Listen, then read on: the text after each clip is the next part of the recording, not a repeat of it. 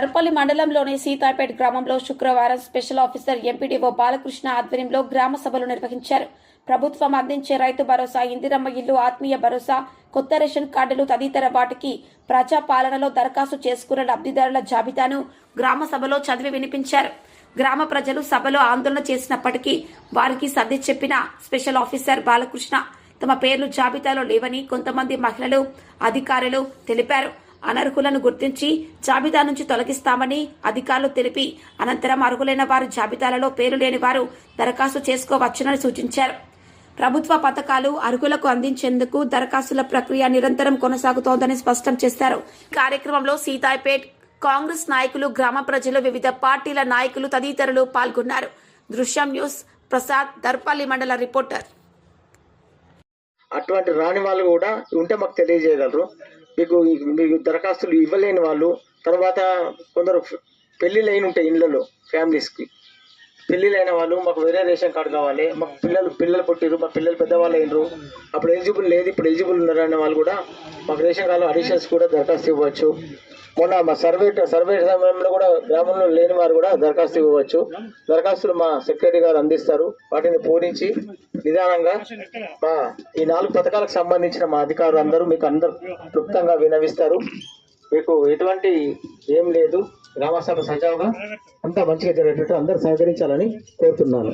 ఇప్పుడు ఈరోజు ప్రజాపాలనలో భాగంగా ప్రభుత్వం హామీ ఇచ్చిన సంక్షేమ పథకాల అమలు కోసం గ్రామ సభల ద్వారా లబ్ధిదారులను గ్రామస్తులకు తెలియజేసి లిస్టులో పేరు రాని లబ్ధిదారులు ఎవరైనా మిగిలి ఉంటే దరఖాస్తులు స్వీకరించడానికి రాష్ట్ర వ్యాప్తంగా గ్రామ సభలు నిర్వహించడం జరుగుతుంది. దాంట్లో భాగంగా ఈరోజు సీతాయిపేటలో గ్రామ సభ నిర్వహించడం జరిగింది.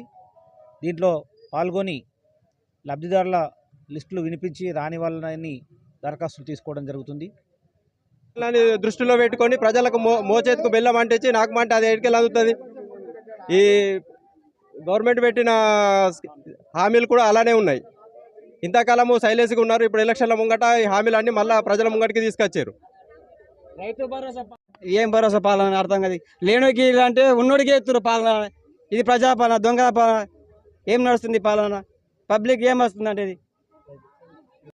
రేవంత్ రెడ్డి గారికి ఒక నమస్కారం. ఎందుకోసం గెలిపించుకున్నామంటే మీరు కేసీఆర్ కంటే ఎక్కువ మంచి పరిపాలన చేస్తారని గెలిపించుకున్నాం.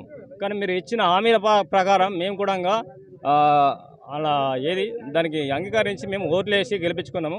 ఒకటేంటంటే ఇచ్చిన హామీలు ఏది మాకు అమలు చేయలేరు ఇప్పటిదాకా. రుణమాఫీ కోసం కావచ్చు, రైతు బంధు కోసం కావచ్చు, ఏదైనా అన్నీ కేసీఆర్ కంటే ఎక్కువ చెప్పారు కాబట్టి మేము ఓటు వేసి గెలిపించుకున్నాము. కాబట్టి మీరు ఇప్పటిదాకా మాకు హామీలు ఎటువంటి క్లారిటీగా మాకు అమలు చేయలేరు. ఒకటి రుణమాఫీ కరెక్ట్ కాలేదు, రైతు బంధు కూడా 15,000 చెప్పారు, 12,000కి తీసుకొచ్చారు. ఇప్పుడు మళ్ళీ ఇండ్ల పథకాలను తీసుకొచ్చి పెట్టారు. అన్నీ మోసేది బెల్లం పెట్టుకుంటూ పోతున్నారు తప్ప కానీ మాకు ఎటువంటి ఇప్పటిదాకా మాకు కాలేదు, ఏది కాలేదు. అంటే సరే నేను ఫస్ట్ టైం అయిపోయినా సరే మాట తప్పితే తప్పుతుండొచ్చు, కానీ ఎటువంటి మాకు కాలేదు.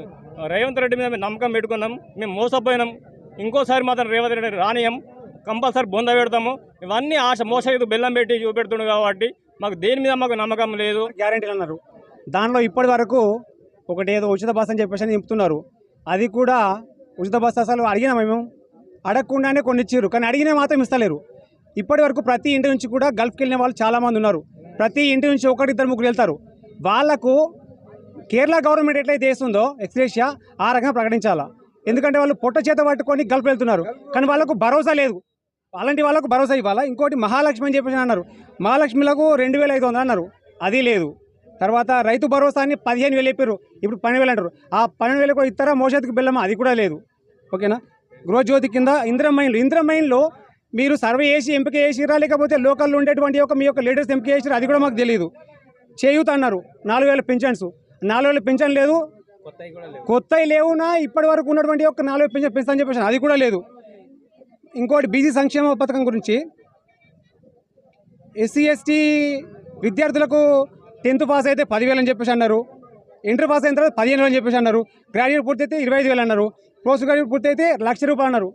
ఇవన్నీ కూడా రాతలకు మాత్రమే, రాతలకు మాత్రం సంబంధించినటువంటి ఒక హామీ లోపల ఇప్పటి వరకు చేసినటువంటి ఒక శూన్యం.